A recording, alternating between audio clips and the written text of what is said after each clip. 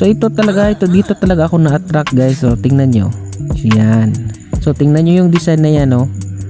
So hindi mo akalain na Rusi lang. O di ba? Ang ganda ng design niya. May detalye na talaga si Rusi. So approve ka sa akin.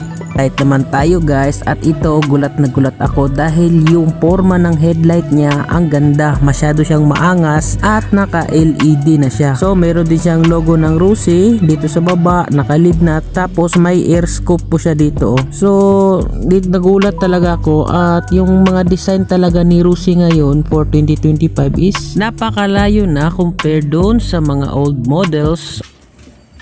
Hi vlog, welcome to my guys. So para sa mga solid followers natin, no, so, kung meron po kayong tanong tungkol sa motor, tungkol sa Rusi Flame at Rusi Plus, guys, dito na kayo mag-comment sa ating TikTok account. Comment lang kayo dito sa latest upload natin para masagot natin lahat ng mga katanungan nyo. So guys, kung may tanong, sa TikTok na kayo agad mag-comment.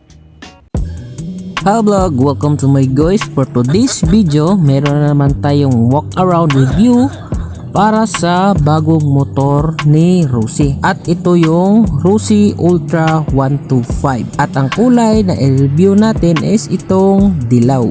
Before natin simulan yung review, papakita ko muna sa inyo yung mga dimensions niya or paano yung looks niya pag nasa likod, nasa gilid at sa harapan.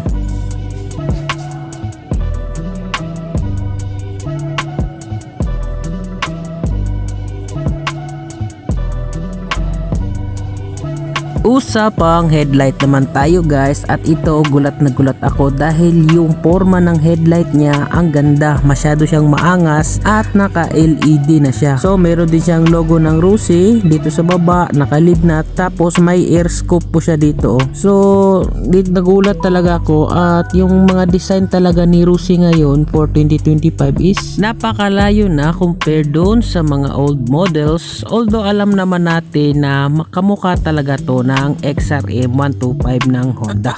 Check naman natin yung quality ng plastic niya sa may tapaludo, at yun guys, gulat na gulat ako. Premium na premium po talaga. Yung materials na gamit ng Honda parang gamit na din dito sa Rusi na to.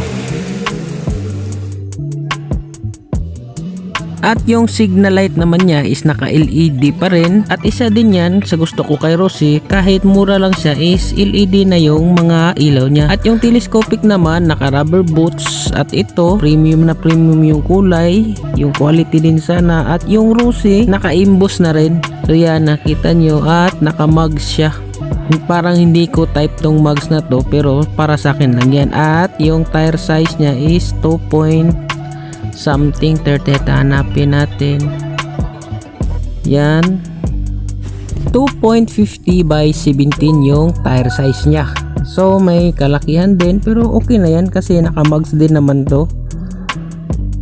At Taiwan made po yung gulong niya, Taiwan technology.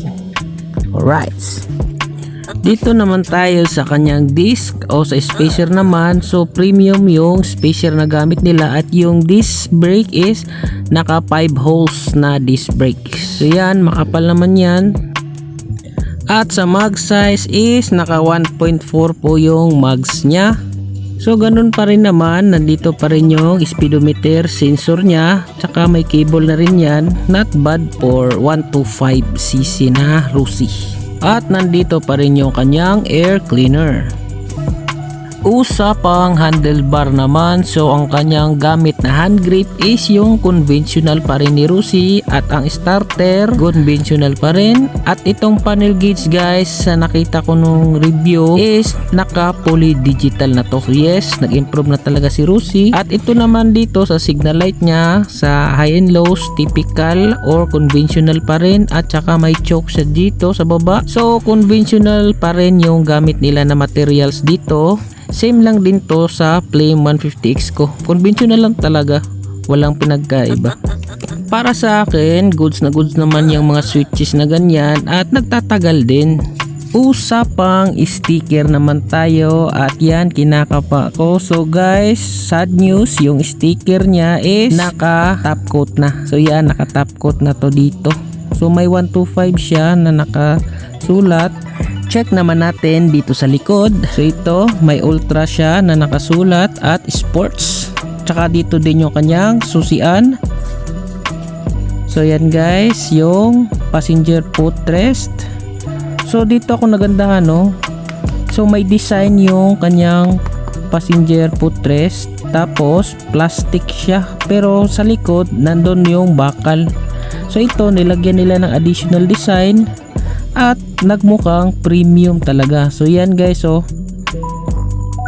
So ito, sus ang ganda talaga. Iba na talaga doon sa dating quality ni Rusi. Goods na goods. At yung to side stand, conventional pa rin, ganun pa rin. Dito naman sa kanyang gear shifter, same pa rin naman sa mga 125 ni Rusi, ganun pa rin. Dito sa likod, so yung shock niya, dual shock yung gamit. At ito, nagulat rin ako, parang premium na rin talaga. At yung sprocket naman dito sa likod, check natin kung anong size. So ito, 428 34 teeth. Oh, so guys, medyo high speed na to. Medyo lang, kasi 125 naman to. Kayo nang bahala kung ano yung sprocketing na papalit nyo. I'm sure papalitan nyo rin yan soon. Tire size naman niya sa likod is 2.75 by 17. At hindi pa rin ito tubeless guys, tube type pa rin yung mga gulong niya.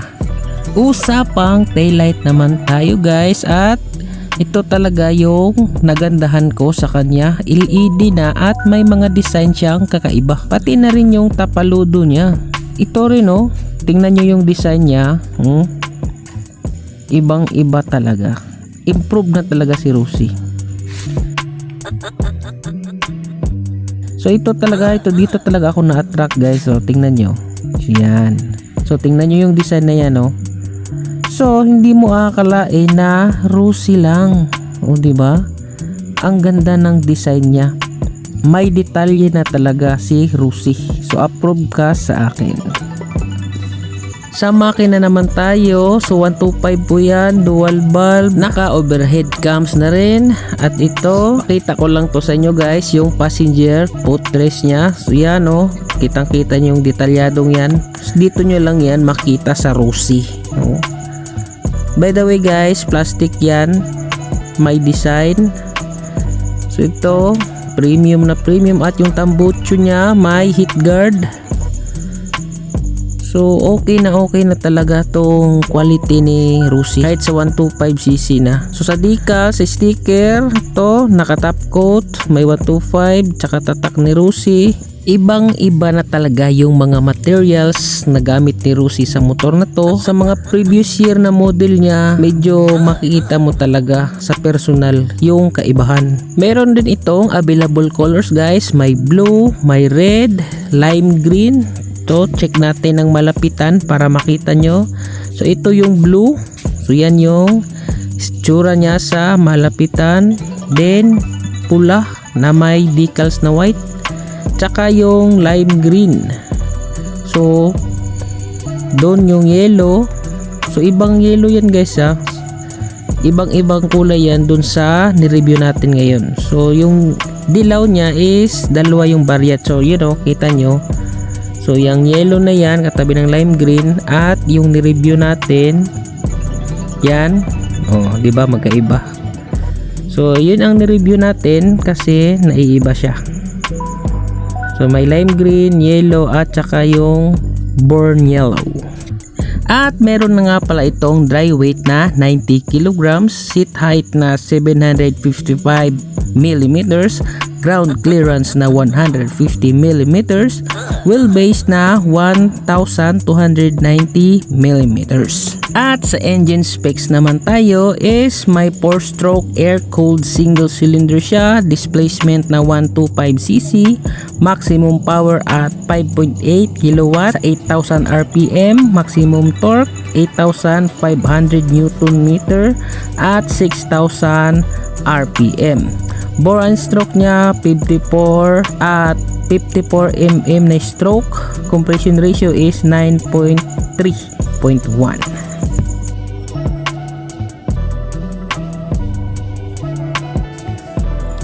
At meron siyang spot cash na 55,000 at kung gusto mo namang mag-installment is magda-down ka lang ng 5,000. Para sa inyo guys, sulit ba ang 55,000 para sa motor na to? Hindi ka ba malulugi kung kukuhanin mo siya via mortgage or utang? So comment lang kayo dyan sa baba kung ano yung mga idea nyo or anong saloobin nyo sa motor na to at kung ano yung magandang nilagay nila sana sa tingin nyo babagay sa motor na to. At kung nakaabot ka sa length ng bidyong ito at tinapos mo, maraming salamat at ikaw mag-subscribe ka na at mag-follow na sa ating mga social media. So yan guys, Alan Burnout, peace!